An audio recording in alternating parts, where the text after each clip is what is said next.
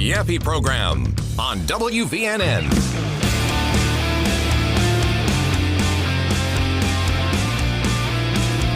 Second hour here on the Yaffee Program, Thursday edition of the show on Newstalk 770 AM, 92.5 FM, WVNN. Glad you have joined us today.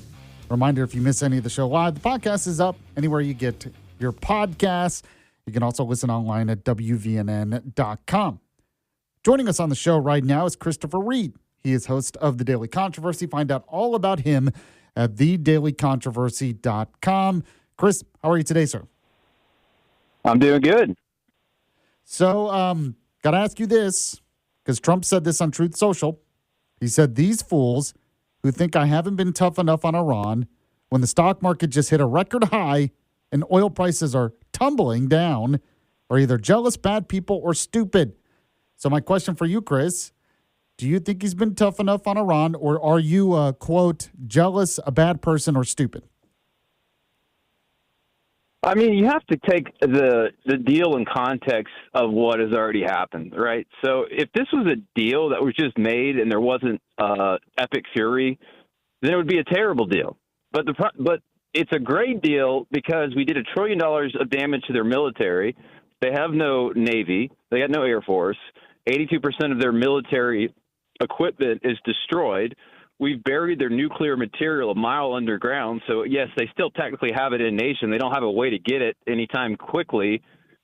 So if the deal is to open the strait up and to allow some sort of economic activity, especially because people want Trump to focus on the midterms and our economy, it's a really good deal in the sense that no matter what was signed, we got about 90% of what we wanted just from the military engagement, and we basically defenestrated Iran, at least for the foreseeable future, because it'll take them years and years to rebuild their military, even if they had like a decent investment and this was just sort of a one-off. So I think the deal is good, but it's only good because of what we did militarily. Well, I would agree with part of that. Obviously, there are some in the Democrats saying they're better off. Well, I don't think they're better off because we obviously destroyed a lot of the country, a lot of their military, their nuclear program, everything else. I am worried, though, that we're just going to have to go back in eventually because the evil regime is still in place, and I don't see any evidence that they're going to change anytime soon. What do you think? I mean, look, they're not going to change. Of course not. That's great. I mean, Trump doesn't think they're going to change. I mean, here's the thing. People have said they wanted regime, they want regime change and all these different things. Now, we can't be the ones to technically invade and do it. But think about this. It's not just the ballistic missiles. We destroyed a lot of the munitions. So the small arms, machine guns, ammo dumps, things like that during Epic Fury. So you have a situation where Mossad likely armed a significant resistance, and I'm sure they're still doing that, by the way. If people think that's not happening, they are very, very stupid. And then they're the weakest point they've ever had. Like, they don't have before with the protesters, they could use air cover, right? They could use a lot of different assets. I mean, we've taken away a lot of those assets. I'm pretty sure that they now have some arms. So if the regime is going to fall, which is the only way to have lasting peace, I agree with you. It's in the best place possible. Now, do I think it's going to happen in the next 6 to 12 months? Probably not. I honestly don't think that after this, even if they get some investment from their Arab partners in energy infrastructure, they're going to be able to last that much longer just because they're militarily not a threat. They actually have the weakest military in the Middle East right now simply because we destroyed their, everything that was of value to them for the most part. They still have a couple of missiles. But again, if you think that this terrorist regime and all that's going to be peaceful and all that stuff, it's not. But hopefully it can be in the future if the regime is actually destroyed. But that will have to come from the Iranians. Yeah, but, I mean, it seems like the IRGC has been a lot more resilient than people expected. And I think that's one of the reasons why Trump went in the beginning. You had the protests. Now, they really slaughtered their own people to stamp down the protests, but you had protests and you had an opportunity to take out the leadership. So we kind of took that opportunity, hoping it would cause some kind of collapse in the regime and we could really get a change in the region. Well, that didn't happen. The RJC is much more resilient. They were able to basically start bombing in the Strait and everything else. So it's hard for me to be optimistic that the people are going to rise up and take over this regime anytime soon. Yeah, but let me put it this way. In our revolution, right, we were outgunned. I think if you look at some of the estimates about for every one weapon we had, I think the British might have had 15 to 20. We had some people said if you look at the beginning, we had an 8% chance of overthrowing the British Empire. And for the first part of that war, we had no allies. The French didn't really come and help us until a couple years later, right? So basically, we have given the people of Iran the ability to take back their country in a way they haven't been able to do. It's not our job. And by the way, think about it from our perspective in the revolution. What if we would have said, like, hey, Europe, it's your job to go and fix the problems we have with King George. And, you know, we can't beat them because they have 15 weapons to R1 and blah, blah, blah. It's like, you know what? I don't want to hear that crap because a lot of Americans gave their lives and a lot of them were gunned down by the British because they had such superior military force. We found a way to win. And here's the thing, people are going to say, well, they don't have the weapons they were, it's like, you know what? You can figure it out. There's been plenty of revolutions that took over with low weapons. By the way, the 1979 revolution in Iran where the Islamic people took over, they had, for every one weapon the Islamists had, I think the Shah had about 10 to 20, and they overthrew the government. So I don't want to hear any crap about, oh, we can't do it. Well, guess what? 1979 happened when the Shah had infinitely more military power, and the Islamists overthrew him. So if they can do it with a lot less people and less weaponry, I don't want to hear these people complaining, well, we can't do it. You know what? Stop complaining. We put you in the best position ever to do it. It's not our job to fix your country completely. We did 90% of the work. Get off your tail and do the rest. And guess what? And if you're going to take back your country, that's going to cost a lot of blood. It did for us. Look, it cost a lot for us to actually beat the British, but we did. So I'm sick of people thinking we got to babysit the Iranian people like they're children. No, you let your country fall in 79. A lot of people that are now against the regime were for it in 79, the older people. You got to deal with consequences, figure it out. It's not our problem.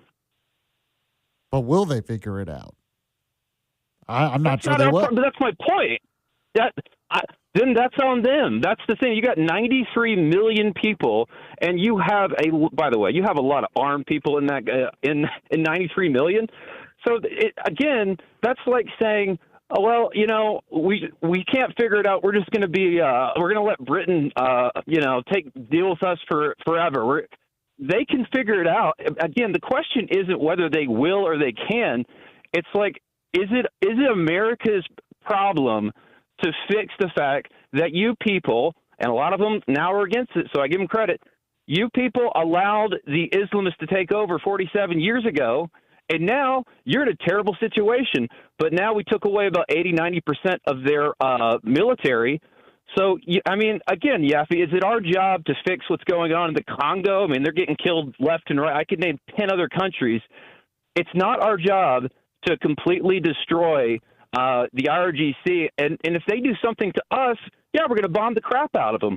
But again, I don't like the idea that we need to go in there and fix these people's problems. Nobody helped us out in our revolution until we started winning, and then Francis helped us out at the end. But life is tough. It is. So hopefully they figure it out. But it's not. I don't think we need to dedicate 5 years to fix this for them, right? Yeah, I mean, even if we did, it wouldn't really be for them. It would be for our interests. But I tend to agree with you in terms of, yeah, they need to figure it out. But we are working on a plan. Now, it's not coming from our taxpayer dollars. But $300 billion to, quote-unquote, rebuild, that's for them, isn't it? Isn't that helping the people there? So isn't that kind of a way we're saying it's up to you, but then we're like, okay, we're going to help rebuild, which to me almost just legitimizes the place of the regime. It doesn't really help them overthrow. But again, it's not like you said. It's the Arab countries, and the Arab countries now they actually gave us access to their banking and transactional records. Before we couldn't see where the money was going. Now we actually can, and we have control over it. That's what Scott Bessent said. So what they're investing in is not military. Now Iran has other money now that they can use for other things. You know, the regime. Sure, yeah, they can, but. So They can, but even let's say that they got $300 billion up front. They're not. That deal is over, I think, 10 to 15 years, Yaffee. So there's not a check going to be written. There's $24 billion maybe up front. Okay, we did $1 trillion in damage, so that means over the period of 10 years, they might get a third back of the damage that we did in 3 months. So how does that put them in a stronger position than they were before? Right. Yeah. No, I don't think it's a stronger position. I'm just where we set the precedent that basically Iran says, you want to do anything, we'll just close the Strait of Hormuz again. Like, that's really how they got that. That was the reason why we really didn't finish the job, right? Was because we wanted the Strait open. We were tired of dealing with that. So now Iran says, okay, anytime you threaten us again, we'll just threaten to close the Strait, and nobody's going to want to do anything. We've given them some kind of leverage there. Yeah, that's the problem. Yeah, again, I can put on that side. I completely understand, but getting the problem isn't that they can control the strait. The problem is that the insurance companies won't cover the oil to go through there, even if the risk is incredibly low. Like, we got 150 million barrels of oil past the Iranians, and they didn't even know it under cover of darkness. So a part of that is if the insurance companies say, okay, if the British and the French and the United States, I think what they're going to want to do is have patrols in the Strait of Hormuz so that can never happen again. And if we have patrols by several nations, they actually won't be able to do it again. So, yes, they were able to do it this time. But, again, the problem is, too, I support whatever Trump wanted to do. If he wanted to stay in there, I was all for it. The problem is you got 40% of the American people that support it, and you cannot continue, especially if you got an election coming up with that, when the consequences of doing that would mean we have the communists take over the House and the Senate, and that would be much more dangerous for our future and really the future of the world than the Iranians getting only being 90% defenestrated versus 100%. That's really what Trump was having to deal with. I mean, I understand the calculation, and if that's the thing, I would say, yeah, 90% is great, and also I don't want the communists to take back the country. Oh, that's interesting. So you think this actually really will put Republicans in a better position in the midterm, since, inflation will go down, oil prices will go down, and most people won't care about the result here in Iran. Well, sadly, the American voter doesn't care like you and I care. They want they care. The normies care more about gas prices. Gas is actually trading within $5 of what it was within February 28th. It'll take 4 weeks for it to go under $3. The economy, we doubled. So yes, I actually think that it'll help us a huge amount, and that's a large reason why Trump decided to at least put a pause on this for a while. Mm-hmm. Oh yeah, there's no doubt. You're right about that. There is no doubt that is the reason why he went this route, because he was seeing politically what it was doing. Christopher Reid, host of The Daily Controversy. You can listen to all his stuff. He'll give his take on this on his show, The Daily Controversy. Go to thedailycontroversy.com. Chris, always appreciate it, my friend. We'll talk to you again soon. All right, buddy. Sounds good. All right, and we'll be back here in a moment on the Yaffee program. Stay with us. It's the Yaffee program on WVNN. You didn't start a business just to keep the lights on. You're here to sell more today than yesterday. You're here to win. Lucky for you, Shopify built the best converting checkout on the planet. Like the just one tapping, ridiculously fast acting, sky-high sales stacking, champion of checkouts. That's the good stuff right there.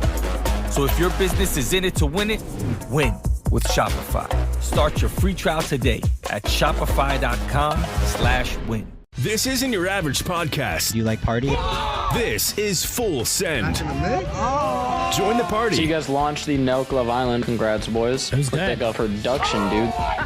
Like 5 years ago, we could do that easily and it'd be crazy when we're partying, but when you're like in your 30s a little bit. Well, that's why you barely show up to set, day 2. Just a few hours tardy. Steiny wanted to be the host of the show, too. It's like, why didn't you let me be the host? It's like, bro, you showed up 6 hours late every day. I had a girlfriend. The Full Send Podcast. Follow and listen on your favorite platform. Square up. Yo, what's going on, man? It's Andre Berto, 2-time world champion. Today's guest, NFL legend, media mogul. What's up? Ocho Cinco. What's good, baby? We call them gym fighters. Yeah. These guys are in the gym, they can probably beat the hell out of any world champion you can think of. Yeah. When that bell rang, and them lights on, you got 10, 15,000 watching. When I stepped in that ring, I think boxing is becoming great again. Square up. Follow and listen on your favorite platform. Let's go.